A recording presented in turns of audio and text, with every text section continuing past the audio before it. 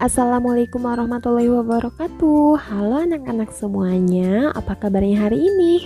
Mudah-mudahan kalian semua dalam keadaan sehat walafiat.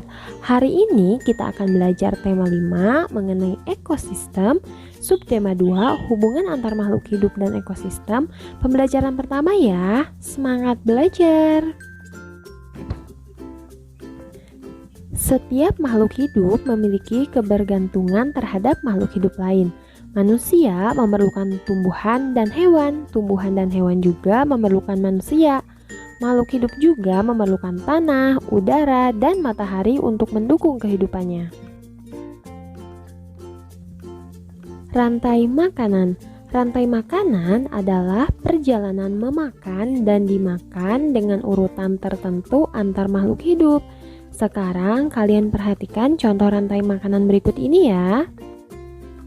Padi dimakan oleh tikus, lalu tikus dimakan oleh ular.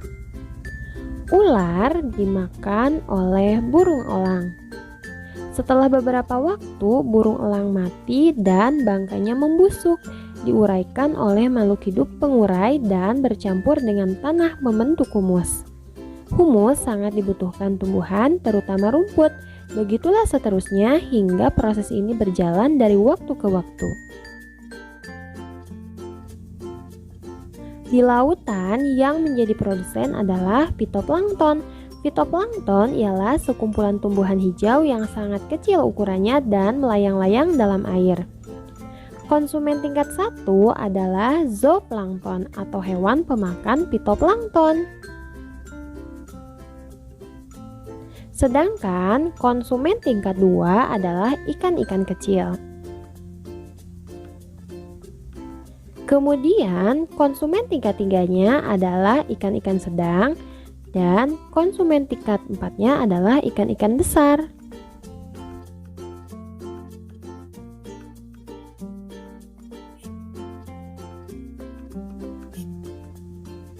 Urutan peristiwa memakan dan dimakan dapat berjalan seimbang dan lancar jika seluruh komponen tersebut ada. Jika salah satu komponen tidak ada, akan terjadi ketimpangan dalam urutan memakan dan dimakan tersebut. Agar rantai makanan dapat terus berjalan, jumlah produsen harus lebih banyak daripada jumlah konsumen ke-1. Konsumen ke-1 lebih banyak daripada konsumen kedua dan seterusnya.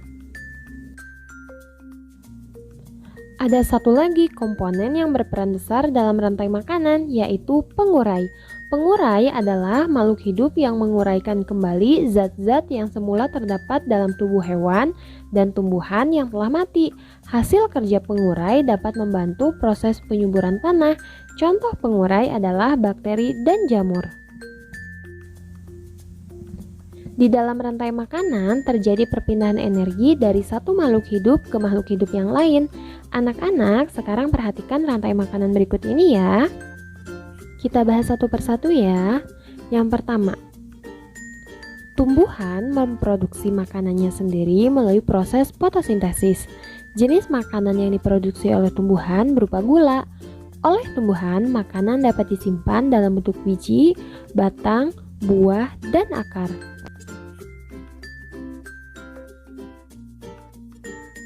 Yang kedua, konsumen tingkat 1 merupakan hewan herbivora atau pemakan tumbuhan.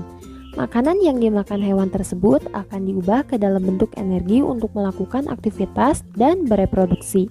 Contoh konsumen tingkat 1 adalah tikus.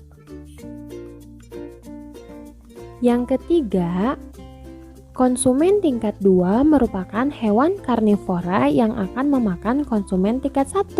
Jadi, konsumen tingkat 1 merupakan sumber energi bagi konsumen tingkat 2 agar dapat bertahan hidup. Contoh hewan konsumen tingkat 2 adalah ular. Yang keempat, konsumen tingkat 3 memakan konsumen tingkat 2. Contoh hewan konsumen tingkat 3 adalah burung elang.